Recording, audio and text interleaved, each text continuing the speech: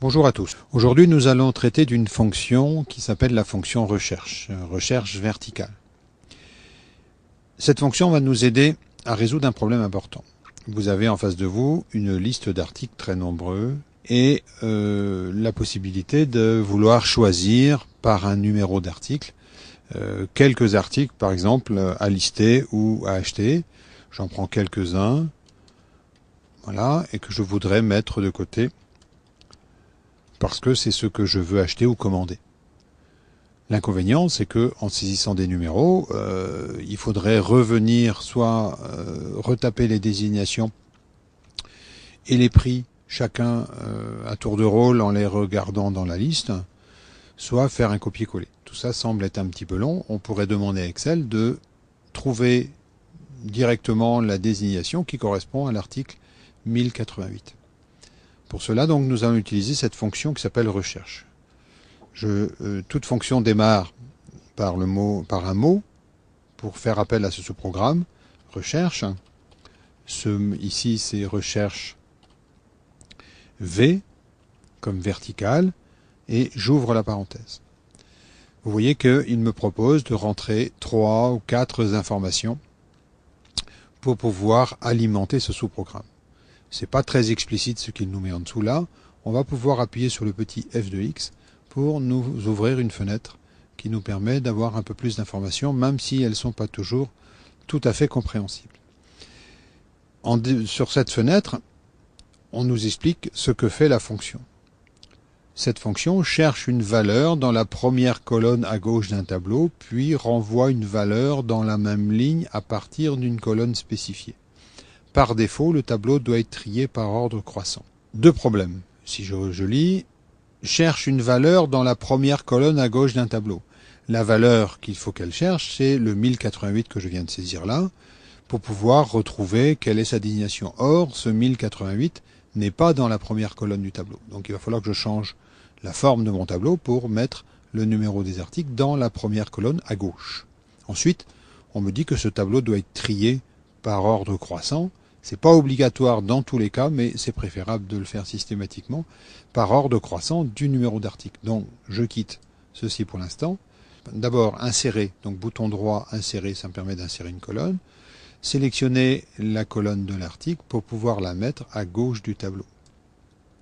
Et, bien entendu, supprimer cette colonne vide maintenant.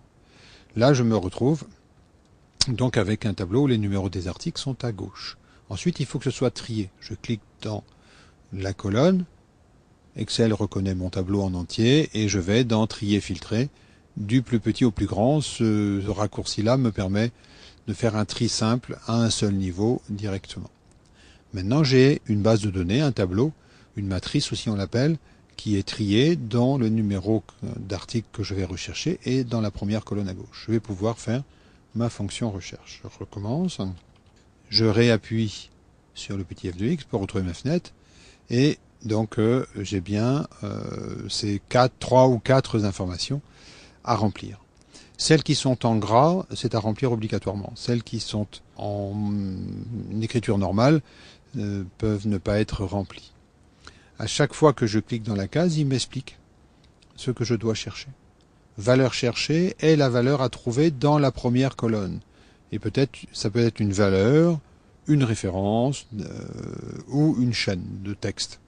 Donc ici, c'est une valeur, c'est 1088. Donc je vais trouver dans cette case à côté la première information.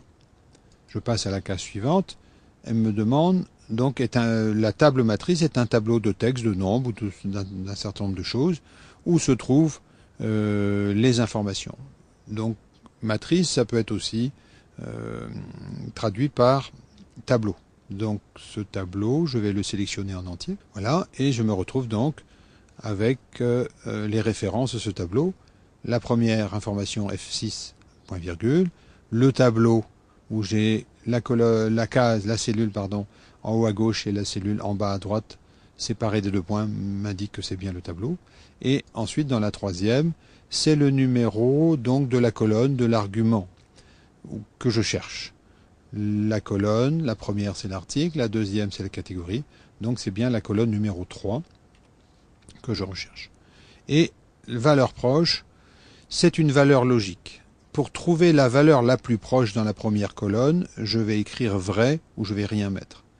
Pour trouver la correspondance exacte, je vais mettre faux. C'est-à-dire que si je saisis un numéro d'article ici, qui n'est pas dans la liste, il va mettre celui qui est la plus proche si je ne mets rien dans la case ou si j'écris vrai.